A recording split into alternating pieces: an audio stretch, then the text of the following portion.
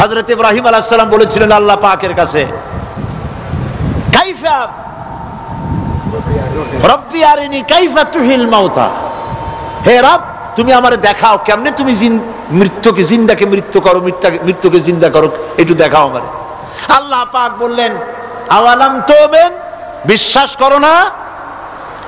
ইব্রাহিম আলাইহিস সালাম সঙ্গে সঙ্গে বললেন বালা। নাম বললেন না, বালা মানেও হ্যাঁ, নাম মানেও হ্যাঁ, কিন্তু একটু বেশ কম আছে। তিনি নাম না বলে বালা বললেন।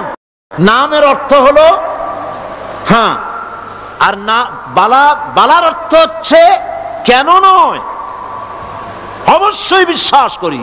ওয়ালাকিন লিয়াতমাইন্না কলবি, তবে আল্লাহ তুমি যদি চোখে দেখাও একটু, তাহলে এগুলি একটুখানি লিয়াতমাইন্না কলবি, আমার অন্তরাত্মা প্রশান্তি লাভ করবে যদি চোখে দেখতে পারি। আল্লাহ বলেন তাহলে তোমারে দেখাবো। আল্লাহ দেখাইলেন। মুসা আলাইহিস সালাম যখন বললেন যে আল্লাহ পাক আর মৃত্যুকে জিন্দা করো কেমনে, তুমি ঘুমায় থাকো, না ঘুমায় পারো কেমনে, তোমার নাকি ঘুম নাই, তন্দ্রা নাই। আল্লাহ পাক বলেন বিশ্বাস করো না? বলে আমি বিশ্বাস করি। তো ঠিক আছে তাহলে তোমার দেখাই। বললেন এক গ্লাস পানি নিয়ে আসো। এক গ্লাস পানি নিয়ে এসে দাঁড়িয়ে থাকো। আল্লাহ পাক মুসা আলাইহিস সালামকে বললেন এক গ্লাস পানি নিয়ে দাঁড়াও, আর ঘুমকে আল্লাহ পাক বললেন মুসারে ধরো। মুসা আলাইহিস সালাম নিদ্রাচ্ছন্ন হলেন, তন্দ্রা এসে গেল, হাত শিথিল হয়ে হাতের থেকে পানি ভর্তি গ্লাস পড়ে ভেঙে চুরমার হয়ে গেল। মুসা আলাইহিস সালাম ভয় পেয়ে গেলেন। আল্লাহ রাব্বুল আলামিন বলেন ভয় পাওয়ার কোনো কারণ নাই, তোমার প্রশ্নের জবাব আমি এভাবেই দিলাম। এক গ্লাস পানি নিয়ে কয়েক মিনিট দাঁড়াইতে পারো নাই, ঘুমের সঙ্গে সঙ্গেই গ্লাস পড়ে ভেঙে গেল। তামাম আকাশ আর জমিন, গোটা সৃষ্টি জগৎ তোমার আল্লাহ পাকের হাতের মুঠার মধ্যে রয়েছে। আল্লাহ যদি ঘুমায় যায় সব শেষ হয়ে যাবে। তামাম সৃষ্টি জগতের ট্রাফিক কন্ট্রোল আল্লাহ কর্তৃক হয়, আর মানুষের যা হয় আল্লাহ পাক তার থেকে সম্পূর্ণ মুক্ত। আল্লাহ পাকের ঘুম নাই, তন্দ্রাও নাই। লা তাখুযুহু সিনাতু ওয়ালা নাওম, ঘুমও নাই, তন্দ্রাও নাই। আল্লাহ পাক সমস্ত রকমের মানবীয় কোয়ালিটি থেকে, গুণ থেকে মুক্ত, মুবাররা, পবিত্র। আল্লাহ রাব্বুল আলামিন সার্বভৌমত্বের একচ্ছত্র মালিক হচ্ছেন আল্লাহ পাক, তিনি ছাড়া কোনো ইলাহা নাই। তিনি পরিষ্কার করে বলছেন আল্লাহু লা ইলাহা ইল্লা হুয়াল হাইয়ুল কাইয়্যুম। সবাই পড়েন আল্লাহু লা ইলাহা ইল্লা হুয়াল হাইয়ুল কাইয়্যুম। আল্লাহ হচ্ছেন সার্বভৌমত্বের মালিক, তিনি ছাড়া কোনো ইলাহ নাই। এমন একটি আয়াত তাফসীরের জন্য আল্লাহ এনে দিয়েছেন, যেই আয়াতটি বুঝলে পরে দুনিয়াও শান্তি, আখিরাতেও শান্তি। গদি সমস্যার সমাধান হবে, সব সমস্যার সমাধান হবে। আয়াতুল কুরসি এমন আয়াত যা তেলাওয়াত করলে, বুঝলে, আমল করলে কিয়ামতের দিন আল্লাহ পাক তার সম্পর্কে সিদ্ধান্ত নেবেন, জান্নাত দিয়ে দিবেন। সুবহানাল্লাহ ওয়া বিহামদিহি। আউযু বিল্লাহি মিনাশ শাইতানির রাজীম। বিসমিল্লাহির রাহমানির রাহিম। প্রত্যেক অক্ষরে অক্ষরে 10-10 করে নেকি এখন আমাদের নামায় আমলে লেখা হচ্ছে। সুবহানাল্লাহ। গলা ছেড়ে দিয়ে সবাই পড়েন আমার সাথে, আল্লাহু লা ইলাহা ইল্লা হুয়াল হাইয়ুল কাইয়্যুম লা তাখুযুহু সিনাতুন ওয়ালা নাওম লাহু মা ফিস সামাওয়াতি ওয়া মা ফিল আরদ من ذا الذي يشفع عنده إلا بإذنه ইয়ালামু মা বাইনা আইদিহিম ওয়া মা খালফাহুম ولا يحيطون بشيء من علمه إلا بما شاء وسع كرسيه السماوات والأرض ولا يؤوده حفظهما وهو العلي العظيم صدق الله العظيم আয়াতুল কুরসি হচ্ছে কোরআন শরীফের সর্বশ্রেষ্ঠ আয়াত। সুবহানাল্লাহ। রাসূল বলেছেন আয়াতুল কুরসি হচ্ছে কোরআনে কারীমের সর্বশ্রেষ্ঠ আয়াত এবং আল্লাহ পাকের তাওহীদের ব্যাপারে, সার্বভৌমত্বের ব্যাপারে এত বিস্তারিত অল্পের মধ্যে আর অন্য কোন আয়াতের মধ্যে ভাবে আসে নাই। এই জন্য আয়াতুল কুরসির এত মর্যাদা।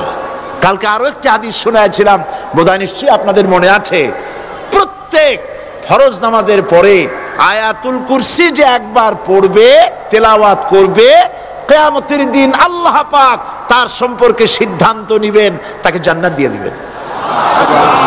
সুবহানাল্লাহ কইতে ইচ্ছে করলো না? আলহামদুলিল্লাহ বলবেন না?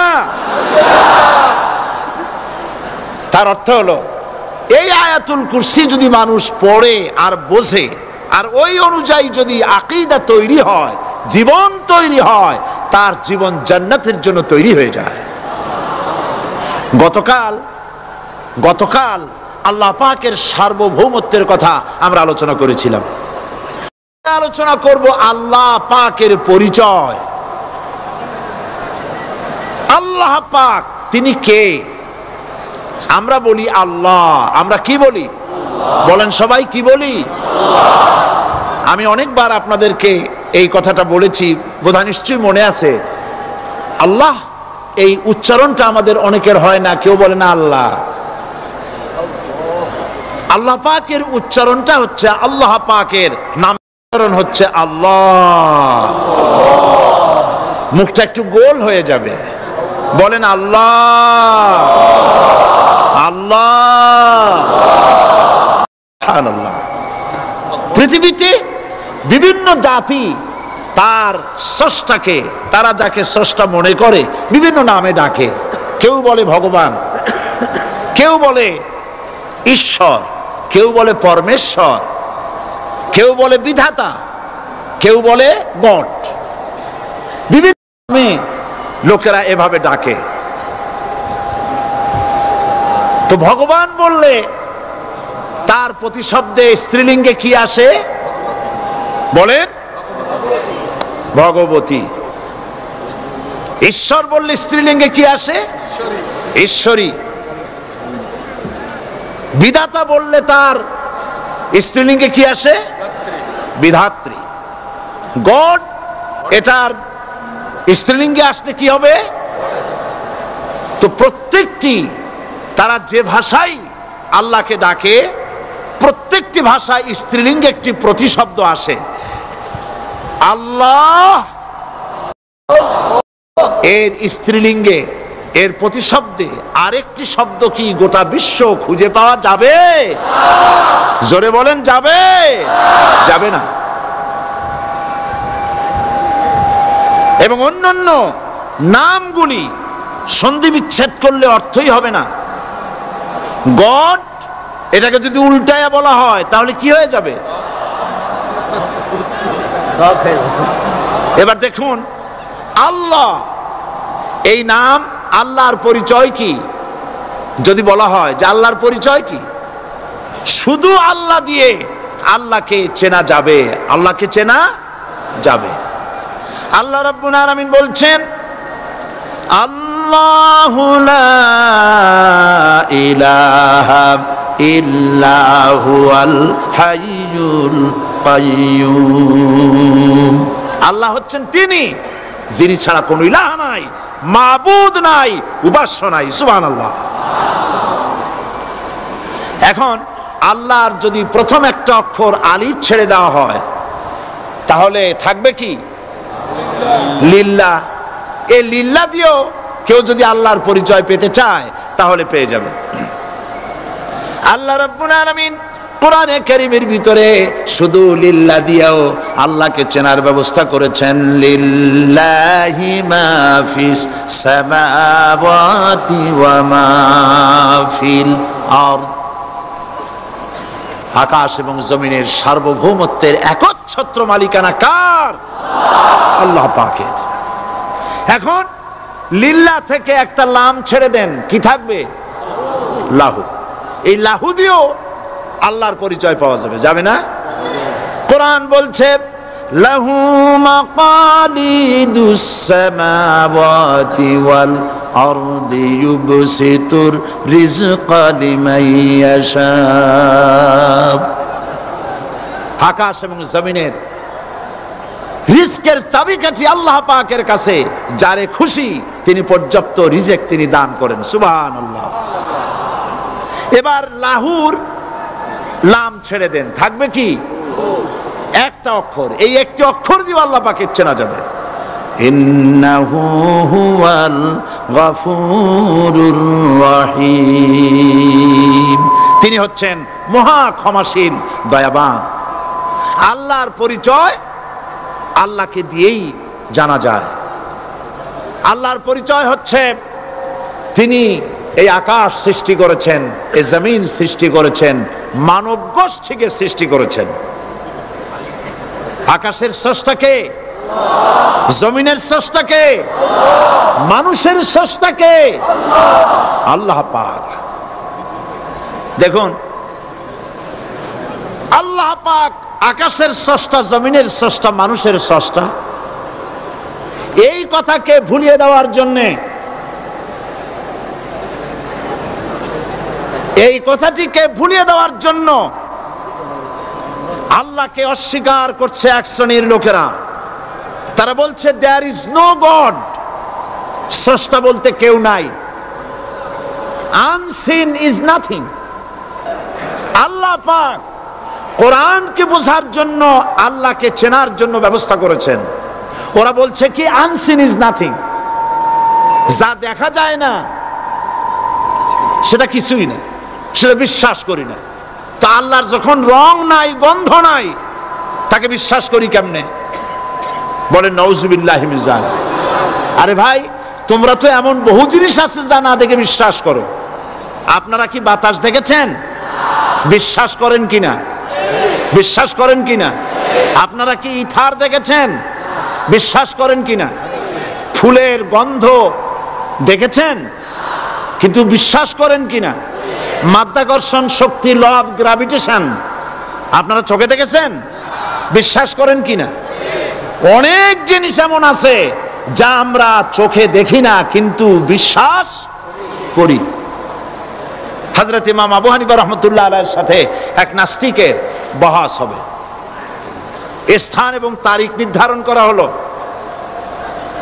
ইমাম সাহেব দেরি করে আসলেন। নাস্তিক বলছে, আমি আপনার সঙ্গে কোনো বিতর্কে যেতে চাই না, কারণ আপনি ওয়াদা রক্ষা করতে পারেন নাই, নির্ধারিত সময়ের অন্তত 3 ঘন্টা পরে এসেছেন। তিনি বললেন, আমি কেন দেরি করলাম সেটা তো তুমি জিজ্ঞেস করবে। আচ্ছা বলেন কেন দেরি করেছেন? তিনি বললেন, দেখো, এই জায়গায় আসার পথে একটা নদী বেঁধেছিল, তা আসবো কি করে? আমার কাছে পারাপারের কোনো বন্দোবস্ত ছিল না। এক পর্যায়ে হতাশ হয়ে গেলাম, আমার বোধহয় যাওয়াই হবে না। শেষ পর্যন্ত আমি দেখতে পেলাম হঠাৎ করে আমার পাশে একটা ফলের বীজ পড়লো, তা দিয়ে একটা গাছ অঙ্কুরিত হলো। দেখি না দেখ গাছটা একটা ময়ূর হয়ে পরিণত হয়ে গেল। কই থেকে একটা করাতে সে গাছটা কেটে ফেলে দিল। ফটাফট কতগুলি তক্তা বেরিয়ে আসলো, কোথার থেকে একটা হাতুড়ি আর কতগুলি লোহা এসে ঠাস ঠাস করে বাড়ি লেগে একটা কিস্তি তৈরি হয়ে গেল।